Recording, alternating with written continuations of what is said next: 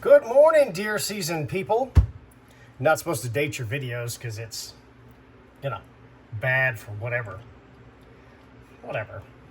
It is deer season October 2025, and I quickly want to talk about this little humdinger here and why you should always shoot, in my not so humble opinion, the Buzzcut version of the Stinger, the Hornet, or the single bevel, which has been extremely popular. Thank you for everybody out there for the sales of the and buying the single bevel. Makes a little gas money so I can keep testing stuff. So I'm going to tell you why you should shoot this version and why it's not serrated. It is not serrated. It is a chisel interruption. I'm going to go into that and why this thing, which I hated when I first got it from Mike, is fantastic. Doesn't reduce penetration. It's been tested on Cape Buffalo, and we're worried about internal damage. Stay tuned. Okay, when you classically, there's a lot of people who think the Magnus Serrated Buzzcut version of the broadheads is a serrated edge, and it's a misinterpretation of what you're looking at. This is a serrated edge, okay? This is a bread knife. It is intended to really cut off the tips. You can tell, it's sharp as hell. Anyway, this is intended to cut off the tips and get secondary action in the bottom. It would be very draggy. It looks like chainsaw teeth standing up on edge. That's the misunderstanding of the Serrated Buzzcut, whatever you choose to do or pick. When I first saw the Hornet with the Serrated, I did not like the broadhead. It's too short, it's too blunt. This is the stuff in my head. This is the stuff you read on the message boards. Nobody's tested it, but they're very opinionated. I talked to Mike and I said, hey man, I'm seeing some great results. I'm seeing a lot of blood coming out of the animals. I think we're seeing a cardiovascular damage component that is great once the broadhead enters the soft tissue with the Serrated, particularly I was shooting the Hornet at the time, Buzzcut Stinger, and then the single bevel now has it. I said, what were you trying to accomplish? Now, I've kind of told this a few times, but we're going to reiterate it here. And he said to me, we were trying to make the blade longer. We were trying to make it physically have more cuts or cutting length for the same length of blade. Inside each dip in this is sharp.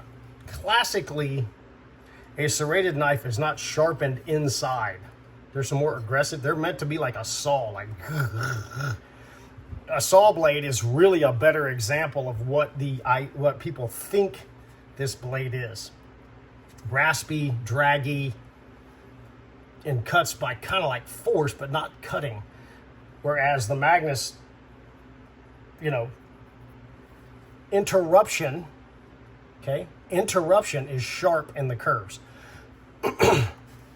I'm going to flip the camera around. It's going to get a little clunky, but you need to see a close-up of the head so I can help you understand why. This is essentially a straight blade broadhead with interruptions in it. And these little buggers right here, once they get in the soft tissue, go to chewing. I call this head the foamer. It makes foam. And we have seen no issues with this head. And before we do that, let me tell you, I've shot. I did this by hand with a chainsaw sharpening tool, chainsaw file.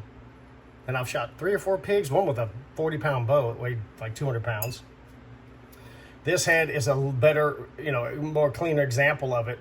And here's a picture of the head from testing on Cape Buffalo on the tough head. I asked Rob and the team at the Ashby Foundation to test this.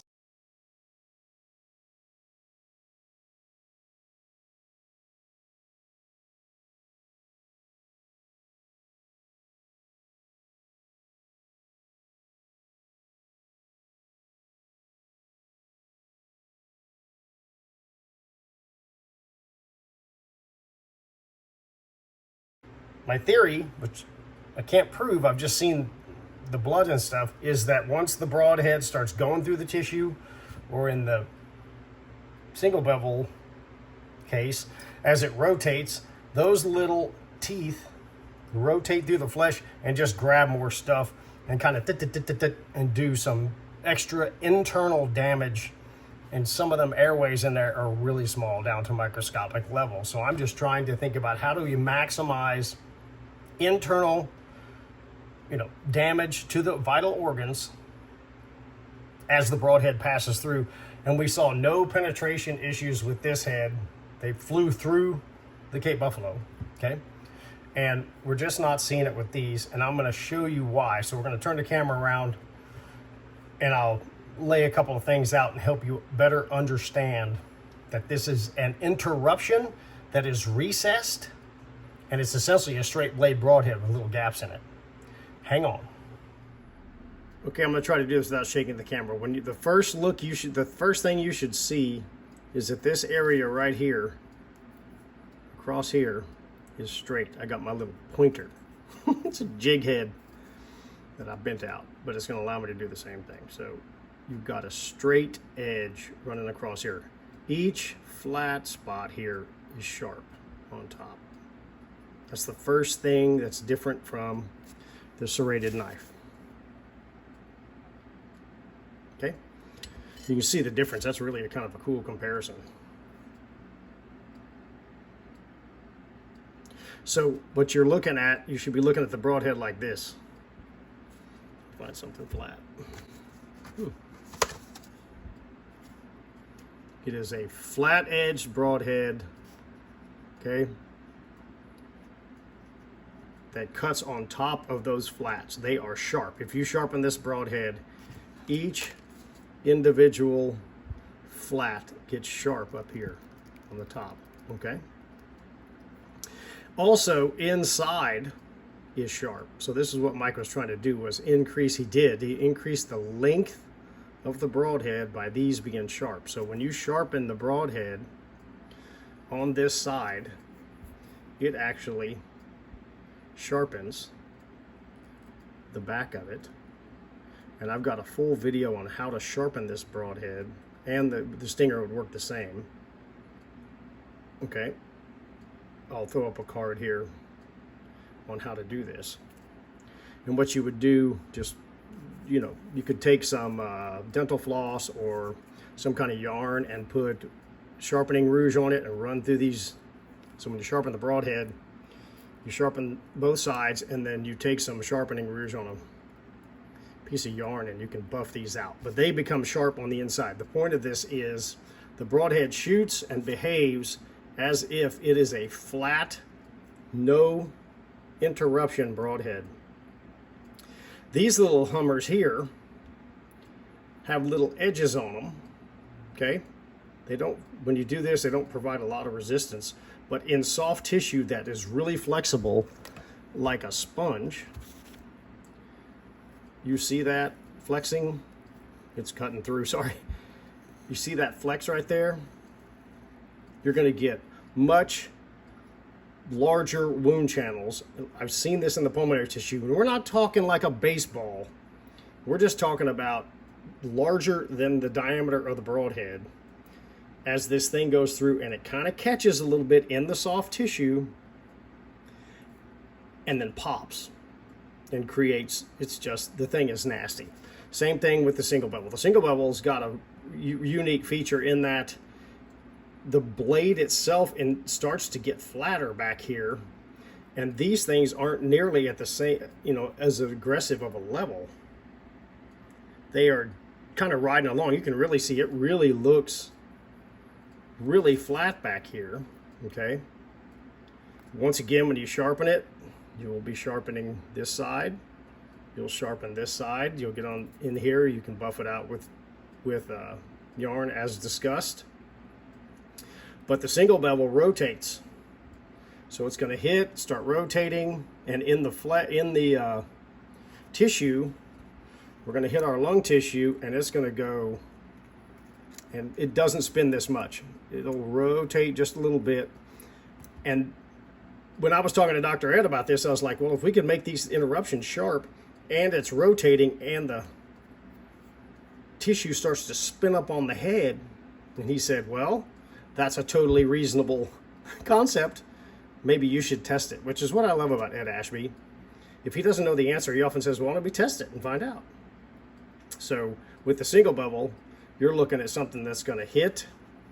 It's going to have its natural rotation because of the single bevels and hit the tissues and want to rotate through there and see how it winds up. See that torque? See how it winds up? It's going to do that. That's an extreme example. Single bevels do not spin like a drill, but it will create extra cutting width. It'll make the whole, everything bigger. And once again, the concept I want you to understand is it's essentially a straight blade broadhead, as if it didn't have the chisel serrations. And these are recessed below the edge line, and everything is sharp. So I believe it is a much more efficient design for internal damage. Once the broadhead enters the organs that are vital and put your deer on the ground. You can see right there, it's sharp in these curves. So you don't just get the effect of the flats. Anything that gets in these curves is also going to get cut because it's sharpened. And that's the same on the Hornet. It's sharp in the curves. All right, the final thing that, and I've thought about this a lot. This has been years of like farting around and going, why does this make sense and stuff like that. So he showed that it's, can twist up in the flesh, you can grip the flesh and the internal vital organs. This is my lung. The final thing is, should you hit edge of scapula, center scapula, weird angle, something compromises a portion of the broadhead edge. Nothing is predictable, and we must assume, well, there's no assumption here. Broadheads either stay at their current sharpness or they erode and become more dull. There's no sharper. One other advantage of this broadhead is inside the chisel serrations shouldn't ever hit a bone. You hit something hard, like I said, it's completely unpredictable, but it's recessed and sharp. So should you hit something outrageous, a humerus bone or something, let's say this much of the broadhead is dulled significantly because of impact. This could happen to any broadhead out there, and it will happen randomly. Again, no predictability. Inside the chisel serrations, the interruptions, is still sharp. So it busts through a quarter in two a little bit, shoulder blade hit on a deer from a tree stand, goes through, there's ribs behind that, it hits a rib, it's kind of duller, and you still have this extra feature to possibly provide you with more lethality. Again, nothing is 100%, but the logic says that these things can't, it would have to crumple the blade and fold the teeth over. The flats would have to fold over to get inside there.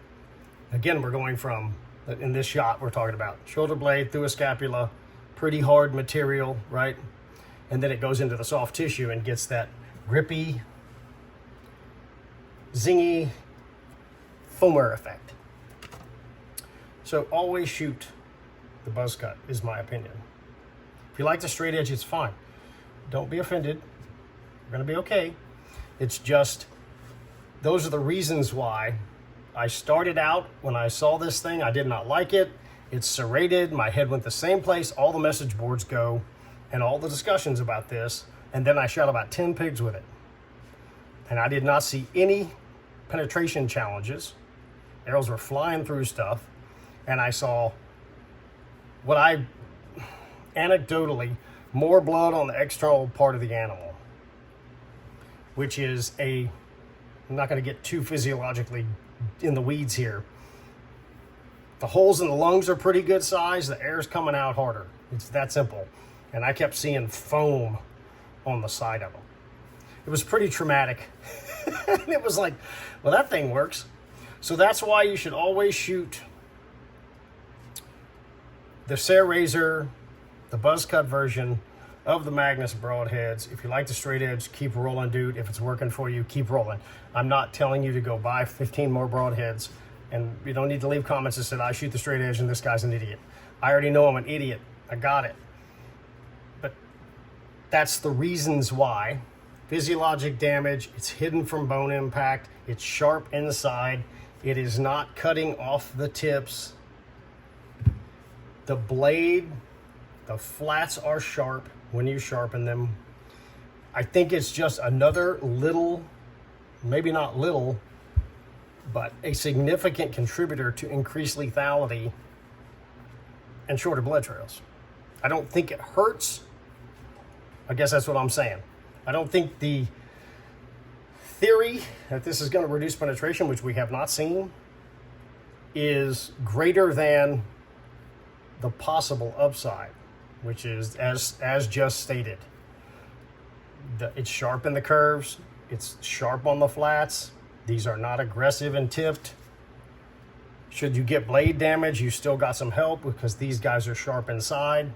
It's just a lot of contributing factors. So that's my comments there. I appreciate y'all for watching. You can hit subscribe if you like. It's a free country. You don't have to. And I hope you have a great day. Leave me comments below. And we'll see you around. Go whack a deer. I'm going fishing.